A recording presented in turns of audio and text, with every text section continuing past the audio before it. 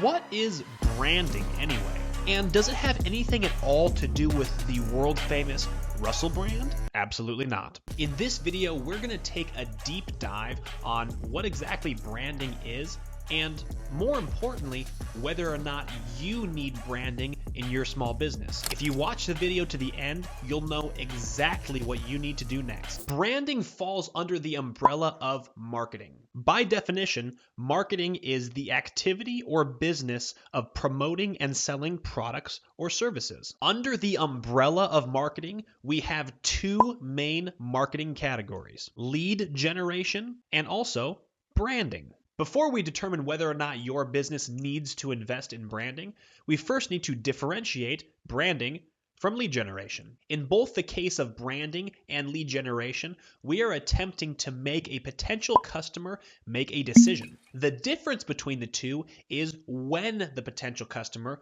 will make the decision. A lead generation ad is attempting to make customers make a decision right now. Let's use a remodel construction business for an example. Let's say this company ran an ad that said something like this: "We are a very good construction company. Click here to schedule your free quote." This would be an example of a lead generation ad because the ad is trying to make you make a decision right now. If this same company wanted to do a branding ad, it might look something like this: "We are the #1 rated construction company in all of Kansas." That would be considered a branding ad. It's a branding ad because it's not trying to make the potential customer make a decision right now.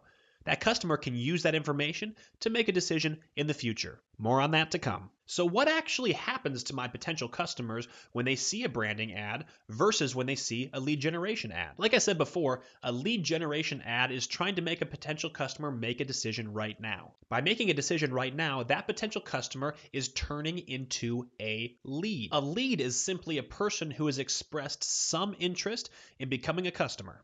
When somebody responds to a lead generation ad and becomes a lead, it is then up to the sales team within the organization to reach out to that potential customer and try to make a deal. And yes, every single business has a sales team. Even if there's only one person in your business, that one person, among other things, is the salesman. It is that person or team's responsibility to work the lead and try to turn that lead into a customer. Branding does not work that way, though. Because branding is not trying to make a potential customer make a decision right now, there's no leads to follow up with. Instead, branding is attempting to make your potential customer form an idea about your goods or services. One of my favorite examples of a branding ad is Geico.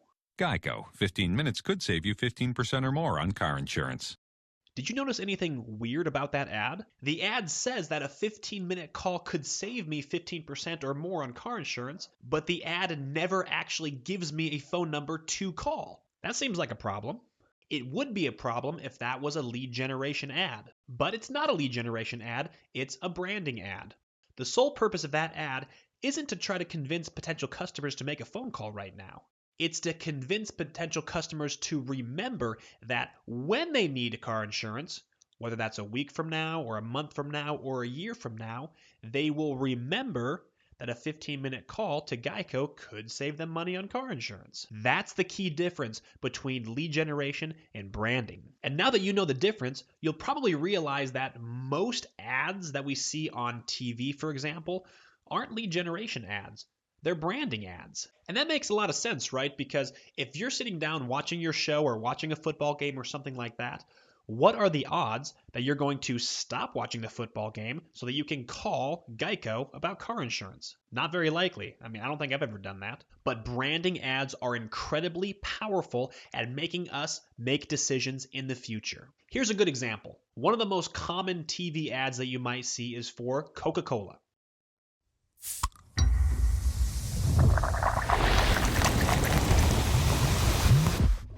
Now, while you're in the middle of watching a football game, you're obviously not going to stop everything and drive to the store just to buy a Coca-Cola, right? But down the road, if you drink soda, you're going to have an opportunity to choose Coke. Think about what you would do in this situation. You go to a restaurant and you order food and you ask for a soda. And the two options are Coca-Cola or RC Cola. And for those of you who don't know, RC Cola is a soda pop that's very similar to Coca-Cola. but I have literally never seen an ad for RC Cola in my life. And here's something that's interesting. According to blind taste tests, most people prefer the taste of RC Cola over the taste of Coca-Cola. But yet, most people would choose Coca-Cola over RC Cola in that scenario. Why? Because Coca-Cola has dominated in branding. Okay, so that's great, but what should you actually do for your small business? The truth is that all businesses need both branding and lead generation.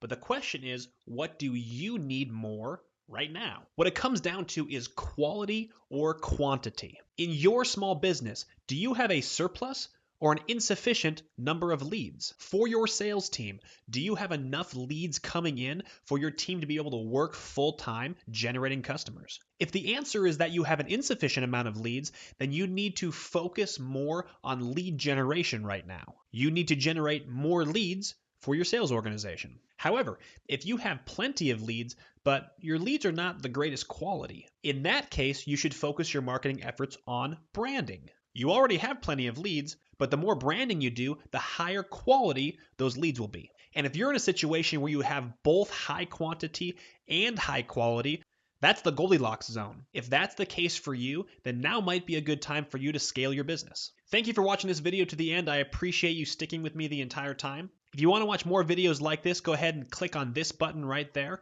If you want to subscribe to my channel, which I would totally appreciate, click on this button right there. If you want access to my free best-selling book on Amazon, there's a link to that in the description. And I'll see you in the next video.